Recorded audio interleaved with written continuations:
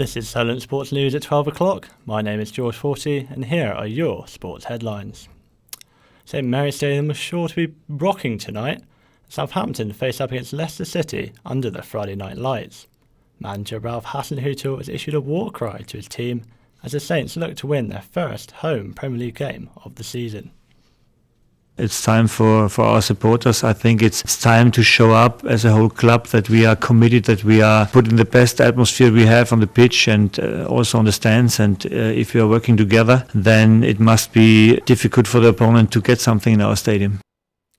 And for a more in-depth preview of tonight's game, be sure to tune back in at 1 o'clock when we'll be joined by Michael Kern, Southampton Football Club presenter. Eastleigh are through to the FA Cup first round, with Scott Rendell scoring twice in normal time. Rendell opened the scoring with an 11th minute spot kick after Tom Bearwish was fouled in the penalty area. Victory for Ben Streven's side has set up an FA Cup first round tie away at Stourbridge on November the 9th. In other football news, it was a great night for English sides in Europa League last night.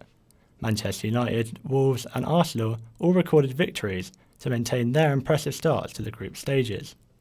Arsenal fans will be particularly pleased with summer signing Nicolas Pepe's cameo performance, as he came off the bench to score 2 decisive goals.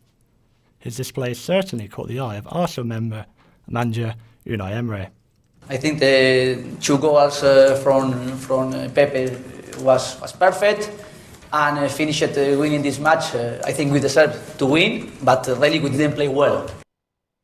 To rugby now, and England are 80 minutes away from a World Cup final. They face up against holders New Zealand at 9 o'clock in Yokohama tomorrow. Coach Eddie Jones has recalled George Ford at fly half, with captain Owen Farrell shifting to inside centre. Jones believes his squad have done all they can to prepare for victory. Your job as a coach is to minimise the stress for your players and allow them to be free, allow them to have a clear head, allow them to play with energy and use their natural ability during the game.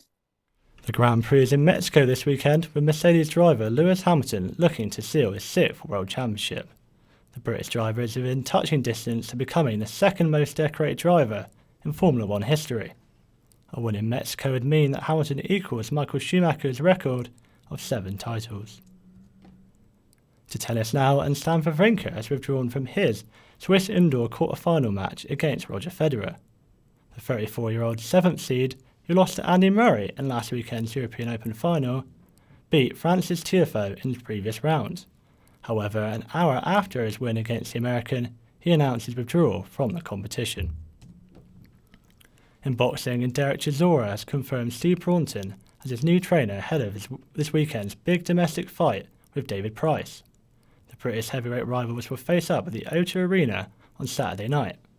Chisora's new trainer will offer a wealth of experience, having previously worked with Carl Frampton and David Haye. And finally, American Nate Diaz says he will not fight at UFC 244 next weekend after claiming he's failed a doping test.